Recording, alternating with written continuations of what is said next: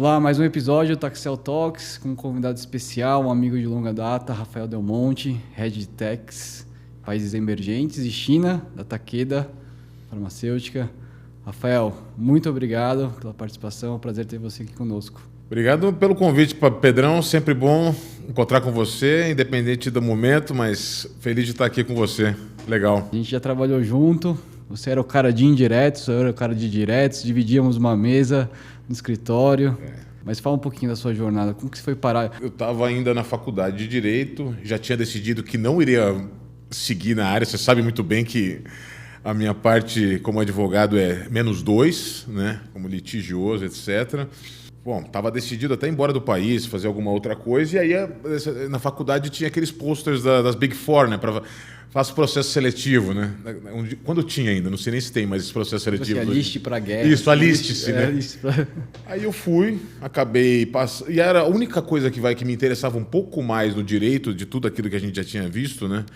E que me dava um pouco melhor era a parte financeira, a parte de números, etc. Falei, bom, vamos ver, né, como é que é isso aí. E aí eu acabei passando no processo seletivo da PwC na época, né, isso lá em 2005, 2006. E aí iniciei como indiretos, né, sempre lá em Campinas, não foi nem em São Paulo. Comecei lá em Campinas, escritório menor, o que eu acho que foi muito bom também, porque escritórios menores sempre te dão aí mais liberdade de trabalho, mais um escopo maior de trabalho. É diferente a dinâmica, né? Cresci ali na PwC, fiquei uns 2, 3 anos. Você sabe bem, aí eu comecei a pegar gosto nessa parte, principalmente de encontrar oportunidades, de encontrar crédito, isso lá atrás ainda, na época do Sintegra. Né, quando a gente começou a brincar nessa parte eletrônica, né? Vim para São Paulo, né? E aí São Paulo é uma dinâmica completamente diferente de trabalho, né? Tinha aquela coisa sempre muito setorizada. Você cuida de um tipo de imposto em um tipo de indústria, né? Então você acaba indo setorizado e isso acabou É uma coisa que eu nunca gostei. Eu sempre gostei de expandir, não de afunilar. Depois de São Paulo, foi quando até fui convidado pelo Edu. Aí eu fui para o escritório lá para do Borges. Falei, bom, é uma área que eu não conheço, né? Que é um escritório de advocacia. Para mim era tudo muito novo. Eu sempre trabalhei com... Para mim foi planilha, número e coisas absolutamente fora, né? E foi, para mim, uma experiência fantástica. Foram ali, acho que quase 2 anos com o Edu. Aí depois você se juntou a gente. E aí era aquela troca. Era para mim, um ambiente excepcional. Eu aprendi muito, né? Dessa parte de litígio, mesmo na parte administrativa. E a gente tinha esse trabalho conjunto. O pessoal montando a peça e a gente montando os documentos necessários, né? Que era um complemento muito bacana ali. Eu, você, o Léo, o Edu, o Cris também, era muito bacana. Aí passei esses 2 anos, aí eu resolvi sair de lá de novo. Eu sempre tive essa coisa de ir expandindo.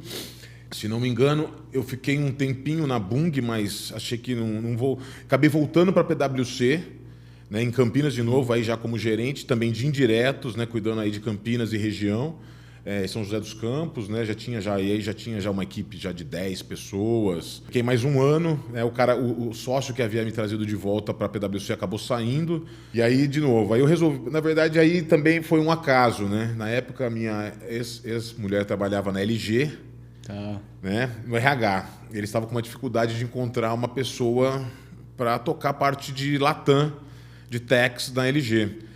Aí eu falava espanhol, falava inglês, aí ela pegou para ajudar a moça que fazia recrutamento. Na verdade, ela pegou meu currículo e colocou na pilha, sem eu saber, na verdade. E os caras me ligaram da LG e falaram assim, tem uma vaga aqui.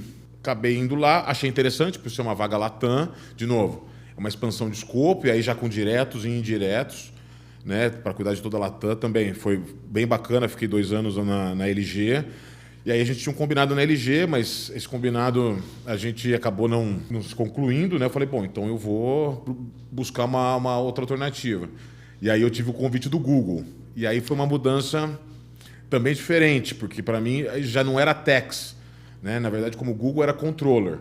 Então era muito mais voltado ao financeiro do que para tax em si. Apesar de no Google a gente trabalhar com, digamos assim, a gente tinha várias empresas, cada um dos controllers responsável pela sua empresa, onde a nossa principal atribuição era fechar livro, né? Não era tax. Mas cada um de nós era responsável globalmente por alguma frente. Então eu era responsável de tax por todas as empresas, né? Então eu gerenciava aí a PwC na época nesse contrato, cada um de outros, um fazia a tesouraria, outro fazia o accounting, né? O fechamento de financial statements. Então foi também muito bacana, foram 2 anos diferentes, mas a gente também entrou num ciclo que, assim, de novo, o Google o Google vive bastante bem, né, digamos assim, né? E aí os projetos de tax, que era aquilo que eu fazia melhor, obviamente, eram sempre, né, relegados, porque em termos financeiros, para o Google era algo que não era interessante entrar nessa.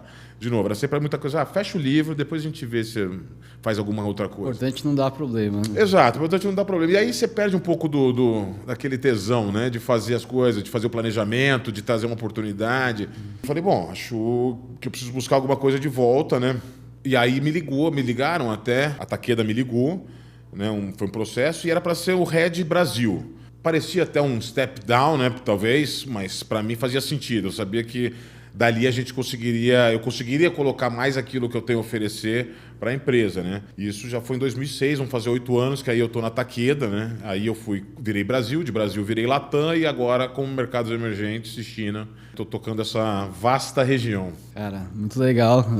Bom, alguns anos atrás a gente estava junto e se passaram aí com mais de 10 anos e... para mais de 10 anos. E muita coisa mudou. E só antes quero falar, obviamente, muito sobre comparação de Brasil com outros países, se você tem essa experiência. Mas eu queria também ouvir um pouco da sua LG, Bung, Takeda e Google, que é totalmente diferente. Assim. Se você se lembra, na nossa época lá do escritório, a gente fazia muito, né, açúcar e álcool. Açúcar e álcool. Muito, e, né? obviamente, como consultor, você teve, né? Cara, eu acho ótimo e acho que todo mundo deveria fazer o mesmo. Eu, inclusive, quando contrato, às vezes eu tenho essa discussão até, já tive essa discussão várias vezes, né? Quando a gente abre alguma vaga, né? Meu chefe sempre falava, de farma a gente já tem todos aqueles grupos de trabalho, já tem todas as pessoas que a gente conhece, a gente já troca figurinha, a gente trabalha muito em uníssono em algumas coisas que às vezes me incomodam. Então, às vezes eu acho interessante trazer pessoas com backgrounds diferentes, perspectivas diferentes. O cara chega e desafia aquele status quo e fala assim, eu fazia diferente na outra empresa lá, cara. Talvez seja uma oportunidade. Então, eu prefiro mesclar essa ideia. E para mim foi ótimo. Porque eu transitei por inúmeras coisas e pude trazer para onde eu cheguei ideias de onde eu vim. Então, eu acho para mim é excelente. Acho que outras pessoas deveriam também tentar fazer o mesmo. Eu sei que é confortável, invariavelmente, mas eu acho que muito do crescimento vem sair da zona de conforto. E se você tem um bom fundamento de tax, você vai transitar, você não vai saber tudo a hora que você pisar na empresa. Mas se você tem os fundamentos sólidos, você vai conseguir transicionar isso em 6 meses, você já sabe como navegar naquela nova indústria. Você acaba adquirindo essa versatilidade, né, de conseguir se adaptar e com diversos cenários. Então, porque a gente vê muita gente que acaba fazendo carreira dentro de um segmento, varejo, automotivo, mas eu acho muito interessante, né, você conhecer de vários segmentos. Agora falando um pouquinho sobre, inclusive, o que a gente estava conversando agora há pouco. O Brasil, de fato, é o pior sistema tributário do mundo? Você que conhece, viaja o mundo, conhece vários sistemas tributários de diversos países. Fala a sua perspectiva. O Brasil é complexo, né? A gente não vai dizer, não, o Brasil é super... Não, o Brasil é complexo, sempre foi. A gente também usou bastante essa muleta de desculpa, ainda mais quando você está falando lá fora, falando para os stakeholders lá fora, não, porque o Brasil é complexo, isso, tudo é diferente. O Brasil é complexo, sim, ponto. O Brasil tem outros problemas que para mim são mais urgentes do que a complexidade. De novo, a gente já está numa era de informatização, ainda mais no Brasil. A gente está falando de 20 anos já que a gente está numa caminhada, que outros países estão começando agora, de e-invoice, etc. Então a gente já tem. Ou seja, a complexidade ela se extingue até um certo ponto quando você está no sistema. Você já colocou no sistema, você já colocou a lógica no sistema, ou seja, ela pode ser difícil, ela pode ser chata, ela pode ser diferente. Mas uma vez que ela está sistematizada... Mas ela é lógica. Ela é lógica, ela terminou. Sim. Né? O problema no Brasil, para mim, ele vem a partir daí. Que aquela lógica que você utilizava começa a mudar de forma constante. Certezas do passado e a insegurança jurídica te geram uma série de problemas, né? Que você tem que revisitar aquilo que você fez, que você tinha certeza que estava certo, não está mais. E, para mim, o principal é essa interação contribuinte e autoridades fazendárias, que no Brasil se dá de uma maneira que não se dá em lugar nenhum do mundo. Que o contribuinte é tratado invariavelmente como sonegador. Um sonegador em potencial, né? Então, De novo, você não tem uma discussão aberta e franca, porque assim, o erro vai acontecer, principalmente porque a gente está tratando desses outros problemas que eu te falei, a complexidade e essa zona cinzenta e essas mudanças constantes. Então, erros vão acontecer num processo de cálculo, de obrigação acessória, emissão de nota, isso vai ocorrer. Isso vai ocorrer em qualquer lugar do mundo, né? A questão é como isso é visto. Lá fora, se ele te traz, você começa uma fiscalização, você começa uma discussão. Você não recebe um e-mail dizendo assim, defenda-se. Né? Isso tem né? Isso acarreta custo, acarreta todo esse problema que esse custo do Brasil está dentro disso daí tudo. Né? Aí eu te falo, hoje eu cuido de toda essa região, eu estou falando 47 países, né? Eu tenho no Brasil 52 litígios em andamento, coisa com 10, às vezes 15 anos de idade. No resto do mundo eu tenho mais 2. Então tem alguma coisa errada nessa dinâmica, né? Eu estava te falando, todo o processo de fiscalização lá fora é um processo dinâmico, né? De interlocução, de discussão. Fala assim, olha, me explica essa diferença. Falei, perfeitamente. Então ele te indaga, eu falo assim, ó, tá aqui a diferença, tá aqui, eu reconcilio para você, mostro aqui, mostro cá. E a gente vai chegando até realmente, se houve um erro de fato, fala assim, tá aqui, vamos fazer um settlement, vamos pagar, e acabou a discussão. Não tem mais essa coisa infinita que aqui você tem, né? Todos os países, todos têm essa mesma dinâmica. E outras coisas, como aqui, como a gente estava conversando, o processo de restituição de crédito tributário. O Brasil é o único dos países que você pode pegar, inclusive dos piores que você pode imaginar. Se eu tenho um crédito tributário comprovado em conta, ele vai ser devolvido em 1, 2, 3 meses no máximo. Você pode escolher o país, você pode escolher Egito, você pode escolher países em situações talvez piores que o Brasil. A Rússia está em guerra. E eu não tenho esse problema de ter refund de VAT lá. Comprovei, mostrei, foi auditado, 2 meses depois toma um cheque. O México, idêntico. O México que adota um sistema aí que a gente quer adotar, que é esse sistema de... Não chega a ser o split payment, mas é um sistema de caixa, vamos passar para um sistema de accrual para caixa, mesmo no México. É chato, existe um bate e volta sempre com a autoridade, mas uma vez que isso terminado, uma vez comprovado, fala assim, ó, tudo bem, você me apresentou 100, 2 eu não concordo, mas 98 está aqui, ó, na sua conta da semana que vem. Né? Aqui não, eu preciso fazer um ECREDAC, né, preciso contratar alguém, porque ninguém... Entendi, eu não conheço nenhuma empresa que tenha expertise de fazer sozinho um ECREDAC. Não, e o ECREDAC só um parênteses, né?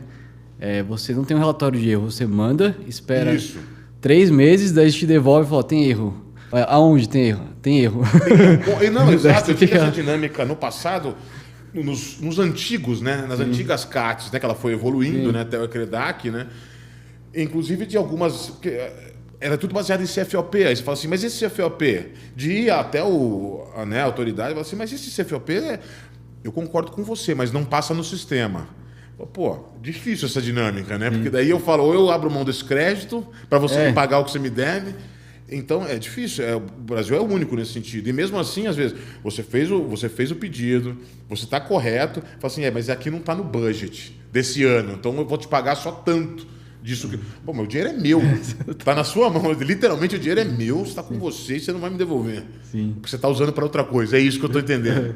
Então, essa dinâmica no Brasil, para mim, é o diferencial, na verdade. Sim. Que é o que prejudica essa coisa. Eu gravei um podcast com o Léo, nosso colega, e ele falou uma coisa muito interessante. O Brasil é o único país que tem o leão como a figura do fisco, né? Sim. Então, isso não é um bom sinal, né? Você tem o fisco representado pelo mas leão. É essa visão, né? Porque é um cara que quer dar uma mordida em você de qualquer maneira. De qualquer maneira. Então, e acho que é uma questão cultural mesmo, né?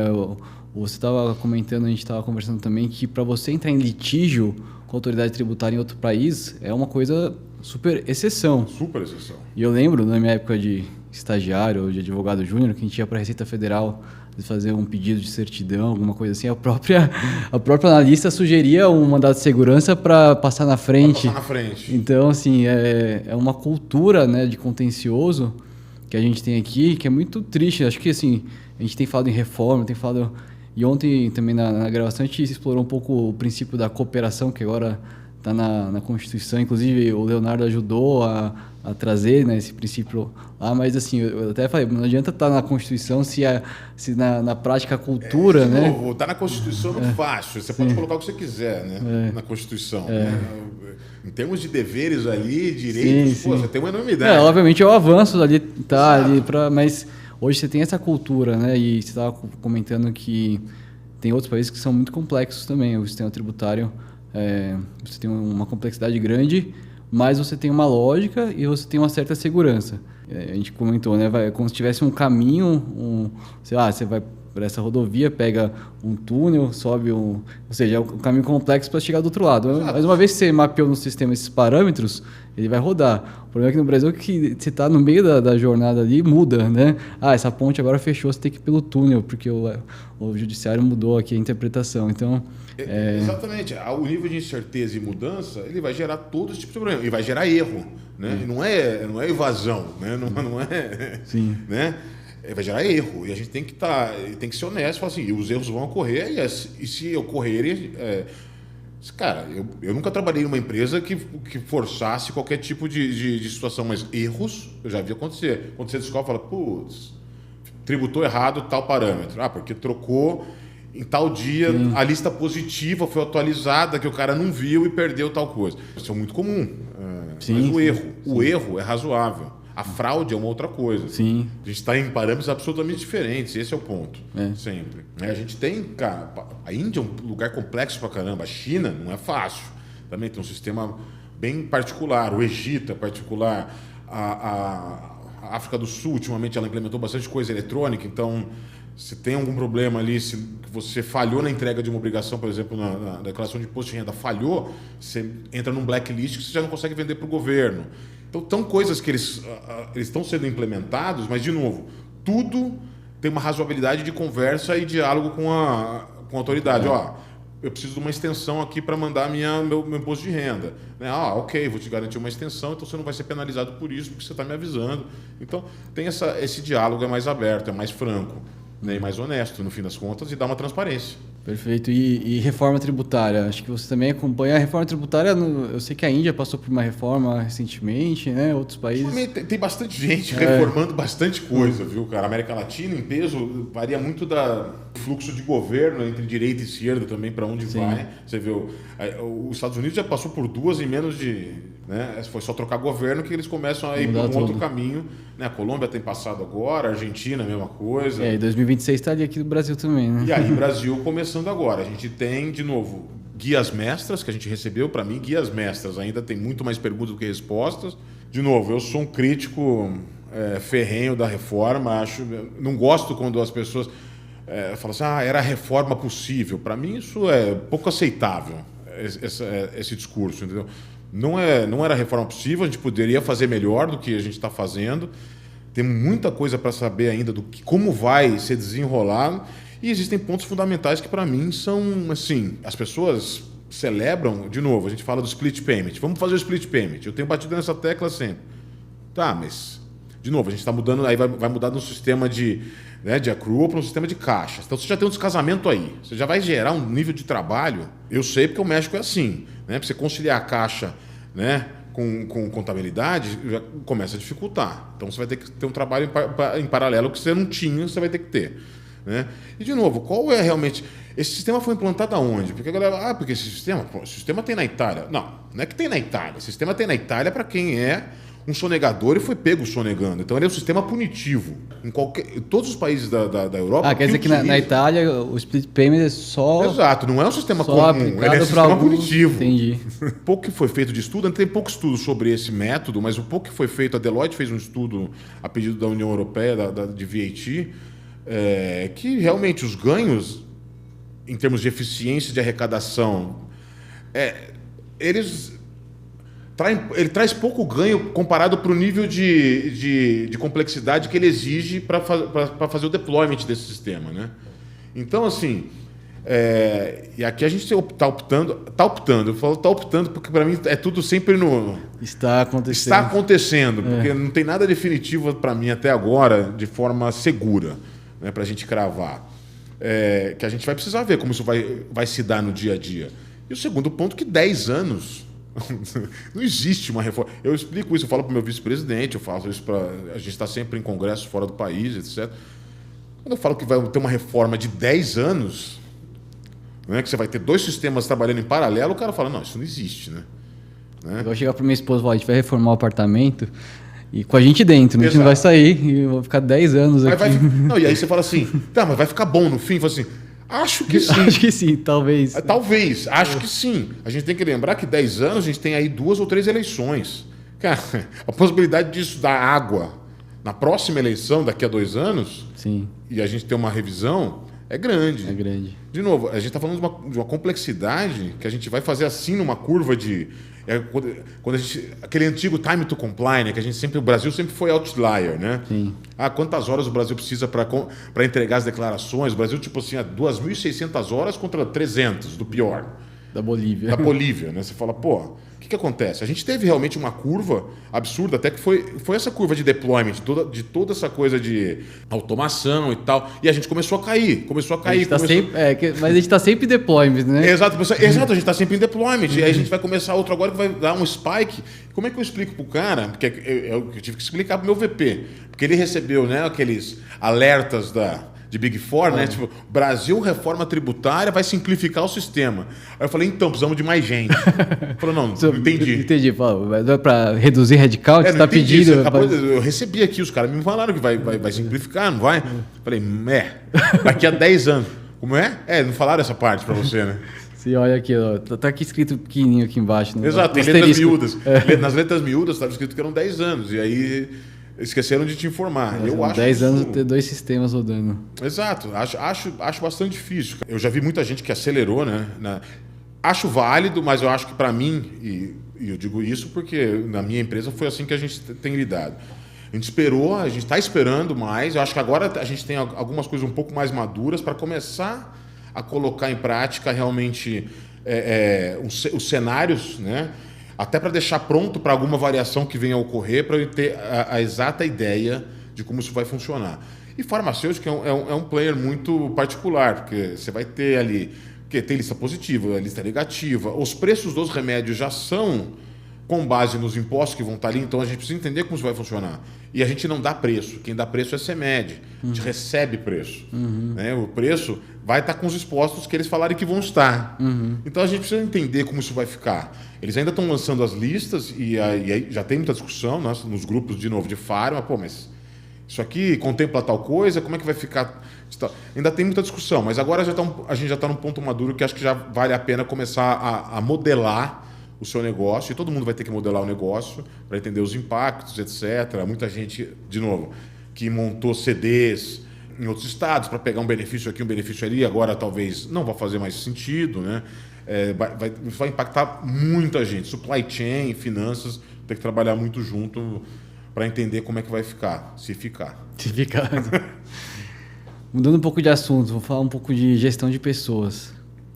Você faz gestão de pessoas, você tem time em diversos lugares do planeta. Quais são os seus desafios para gerir esses times? Gerir pessoas também com backgrounds ou personalidades, né? Cada país tem seu jeito de ser, suas características, sua cultura, né?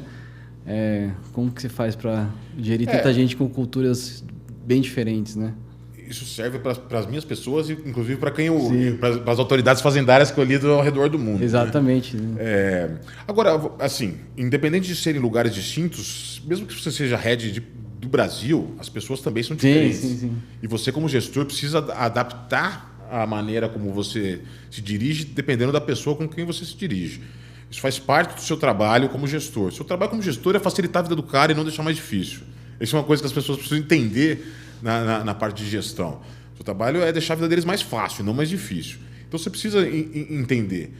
Obviamente, né, eu aprendi a trabalhar agora, eu tenho uma pessoa na Rússia, uma pessoa na Austrália, uma pessoa em Singapura, Argentina, México, China, Brasil. Então, é um time enxuto, né, para cuidar de todos esses países, é um time bastante enxuto. E, de novo, culturalmente, cada um tem uma maneira. E a gente foi se conhecendo, obviamente, e se entendendo durante esses 3 anos. Eu acho que hoje a gente tem Pô, uma equipe, eu tenho uma equipe bem sênior, bem preparada. Pô, a gente está fechando agora, nosso ano fecha em abril, estamos fechando um ciclo de avaliações. Pô, tô super feliz com o resultado do ano, como o time como funcionou. E, de novo, obviamente, eu não posso nem ser contra o trabalho híbrido, porque eu simplesmente não tenho contato pessoal, quase que zero. Tive esse ano, por sorte, estive em Singapura recentemente, há 2 semanas atrás.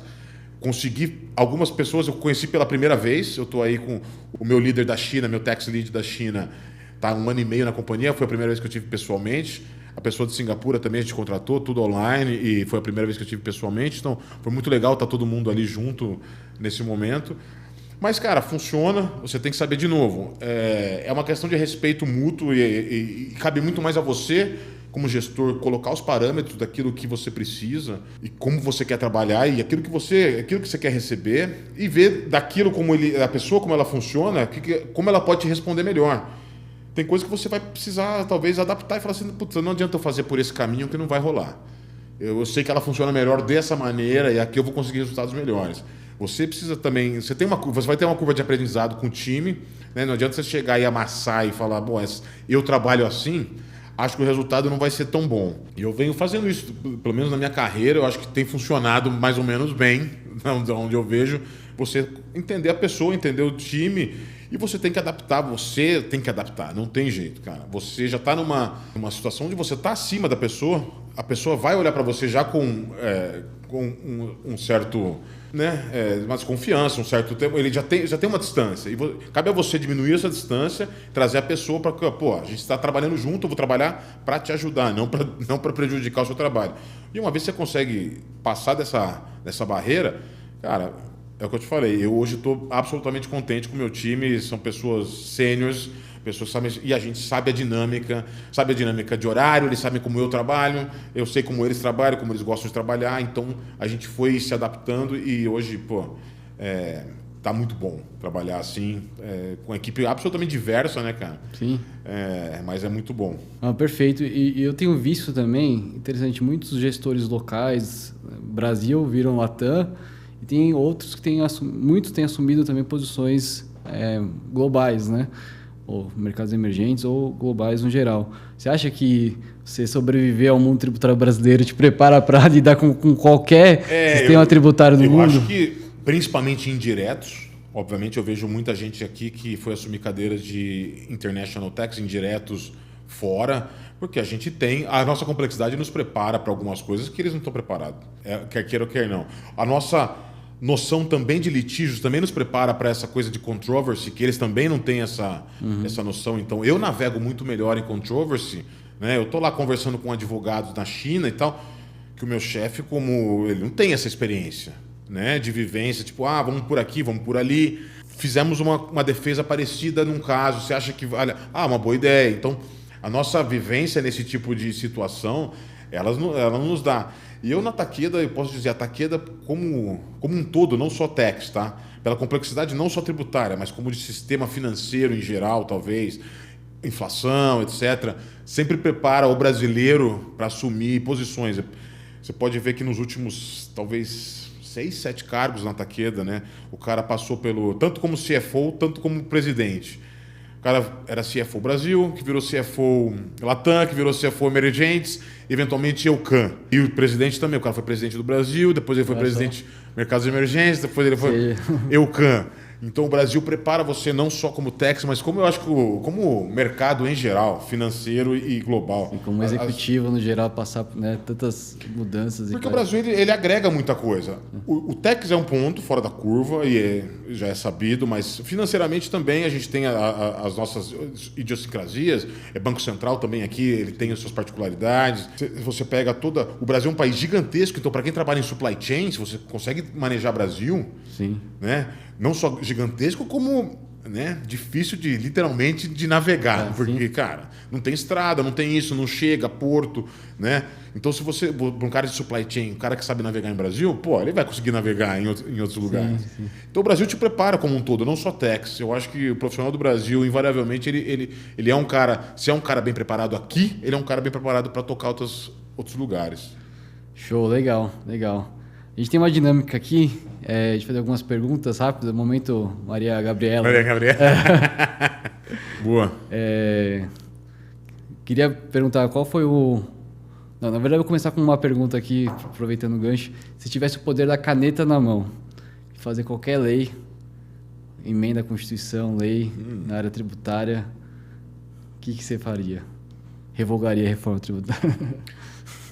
Eu não sei, eu faria alguma coisa que obrigasse essa participação, essa cooperação, autoridade fazendária e contribuinte. Se eu não conseguisse fazer isso virar um litígio de pronto, se eu fosse obrigado a ter um caminho administrativo, e não administrativo litigioso, administrativo de troca, transacional, realmente eficaz e correto.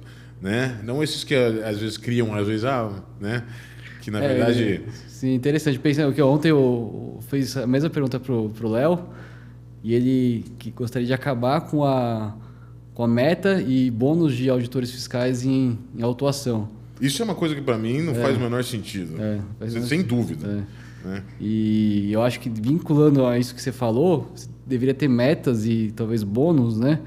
Por redução de litígio, por índice de redução de litígio e transação tributária envolvendo litígio. Né? Então, você ter metas vinculadas a esse tipo de cooperação, você incentivaria a cooperação, a conversa ali entre os contribuintes. Eu imagino, você imagina que chegando, vamos supor que a gente chegasse no litígio, né? Mas antes de o juiz pegasse e falasse assim, me mostra como foi o passo a passo negocial para você chegar até o litígio. Não teve. Ele me demonstrou, eu não concordei. Eu falei assim, não, mas espera aí, calma lá. Tá, mas ele te demonstrou aqui. Não pode ser assim, amigos. Não faz sentido o que você está propondo. Você simplesmente negou com base numa lei, ele te demonstrou a lei e você falou que não e jogou para mim esse problema. Não dá. Acho que a gente precisava trabalhar um pouco mais antes de realmente chegar nessa parte. E uma parte é isso, você não pode atrelar o auditor a bônus quanto mais se autua. Não tem menor cabimento.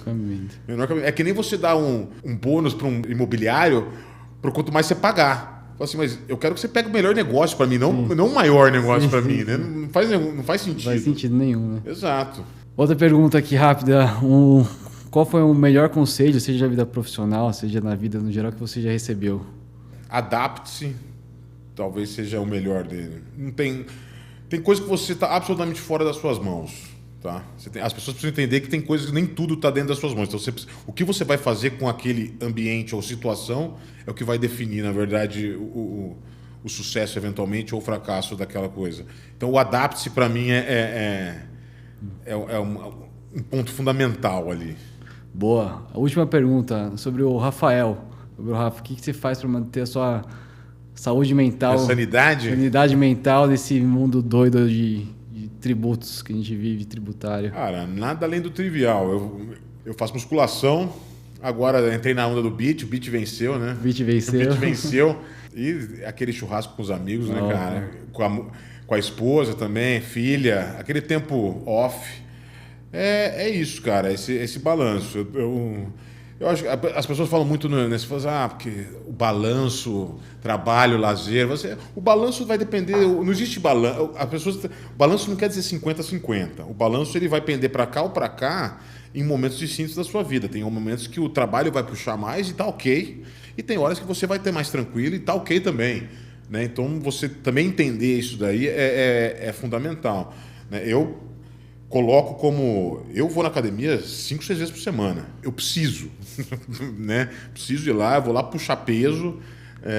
Para mim faz bem. E pode ser que seja no meio do dia, porque, de novo, eu tenho uma dinâmica de trabalho completamente fora. Então, para mim, amanhã é muito difícil, né, cara? Eu já acordo devendo muito, né? A galera já tá toda na frente. Eu já acordo com a dívida. E aí vai chegando à tarde, 1h30 da tarde... A Europa foi dormir e a Ásia também já foi. Então, ali eu tenho um momento. Então, por exemplo, eu vou à academia 2h30 da tarde. Vou lá, 3h30, 4 horas eu volto.